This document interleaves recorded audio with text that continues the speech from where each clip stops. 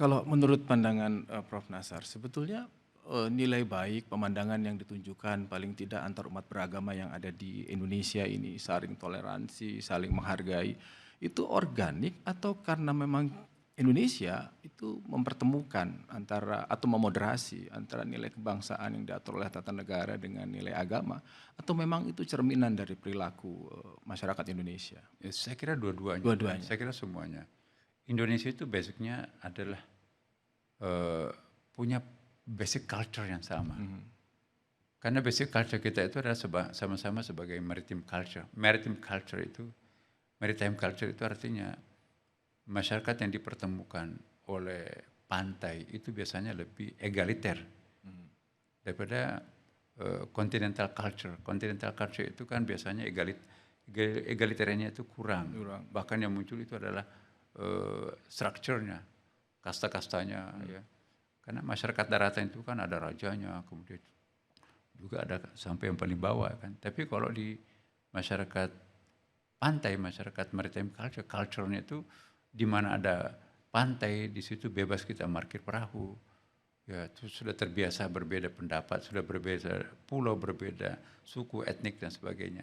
Jadi sudah terlatih menjadi hidup di tengah perbedaan macam-macam.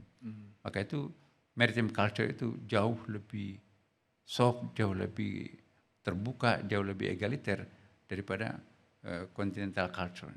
Jadi itu modal dasar yang kita miliki sebetulnya.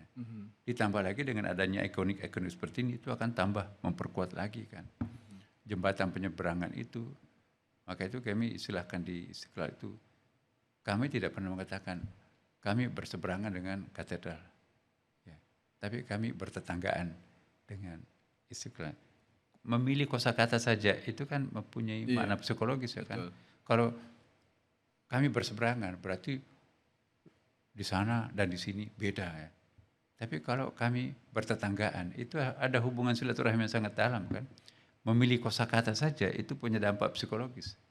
Jadi jangan pakai istilah kami berseberangan, walaupun itu faktanya memang berseberangan, secara kan? fisik berseberangan. Tapi kita pakai kita bertetanggaan. Ini soal sensitivitas dan pemaknaan toleransi sesungguhnya ya Prof. Jadi bahasa itu punya culture di belakangnya.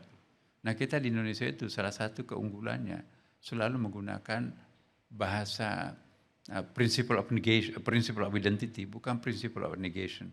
Kalau prinsip negasi selalu membedakan, selalu mempertentangkan.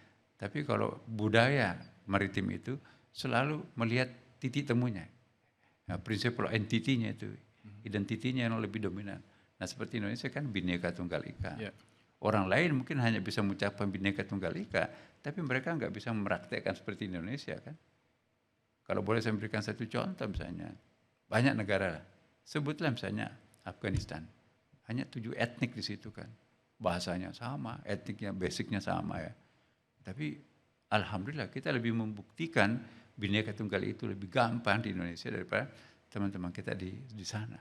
Itu barangkali modal dasar yang secara historis tadi sudah dipaparkan oleh Prof. Nasar, dan kalau agak sedikit tarik ke belakang, awal penentuan Ramadan, satu Ramadan yang berbeda, tetapi makin kesini, itu bukan kali pertama tahun ini, tetapi makin kesini makin ada kesadaran publik. Prof melihat ini sebuah kemajuan dalam konteks pemahaman kedewasaan antar umat atau bagaimana? Kalau saya melihat ada sebuah kematangan. Kematangan beragama itu akan mengecilkan arti sebuah perbedaan, tapi membesarkan arti sebuah persamaan. Ya, orang yang arif itu, ya, bukan selalu mencari perbedaan satu sama lain, tapi selalu mencari titik temu. Nah, cara pandang bangsa Indonesia itu selalu titik temu ya. Principle of identity-nya selalu dominan, bukan principle of perbedaannya. Negasi membedakan. Ya, jadi inilah Indonesia sebetulnya. Sama-sama pernah dijajah sekian lama oleh penjajah asing. Ya kan? Itu persamaan historis itu juga membentuk suatu akumulasi psikologis yang sangat dalam. Ya. Walaupun kita berbeda warna kulit, walaupun berbeda waktu, walaupun berbeda pulau, walaupun berbeda budaya, tapi rasa kebersamaan pernah dijajah oleh penjajah sekian lama. Tentu ada rasa kebersamaan yang sangat kuat ya kan.